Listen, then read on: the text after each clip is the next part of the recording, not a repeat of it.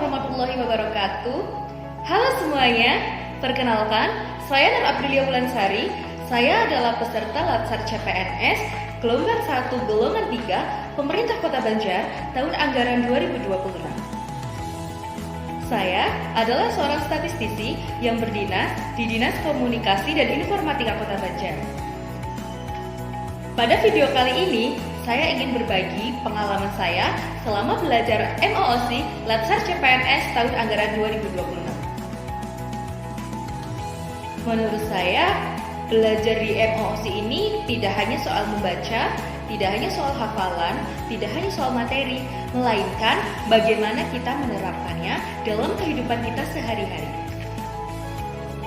Materi yang pertama yang membekas bagi saya adalah sikap dan perilaku bela negara.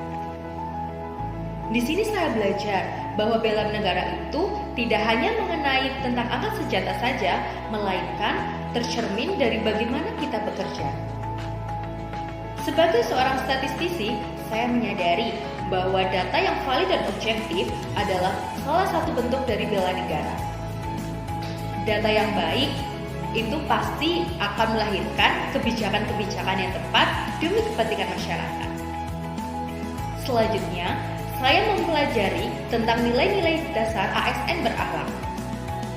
Mulai dari berorientasi pada pelayanan, akuntabel, kompeten, harmonis, loyal, adaptif, dan kolaboratif. Semua nilai-nilai itu harus dihidupkan, harus kita laksanakan dalam kehidupan kita sehari-hari.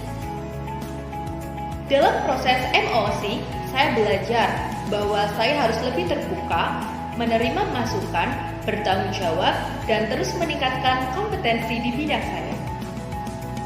Nilai ASN berakhlak ini menjadi pengingat bahwa ASN itu bukan hanya bekerja untuk instansi belaka, melainkan melayani masyarakat dengan setulus hati. Materi berikutnya yang sangat relevan dengan tugas saya adalah kedudukan dan peran ASN dalam mendukung terwujudnya smart governance.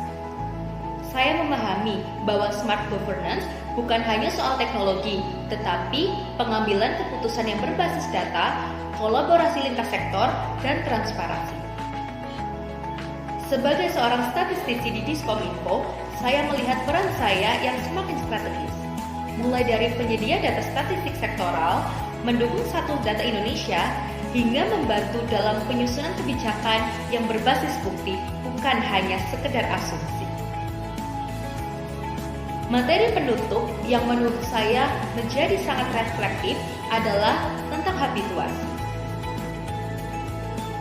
Habituasi mengajarkan bahwa perubahan besar itu berawal dari langkah kecil yang kita lakukan seharian, yang kita lakukan secara disiplin dan berulang-ulang. Melalui habituasi, saya berlatih untuk tidak hanya tahu, tetapi juga mau dan mampu untuk menerapkan nilai-nilai ASN di lingkungan pekerjaan saya sehari-hari.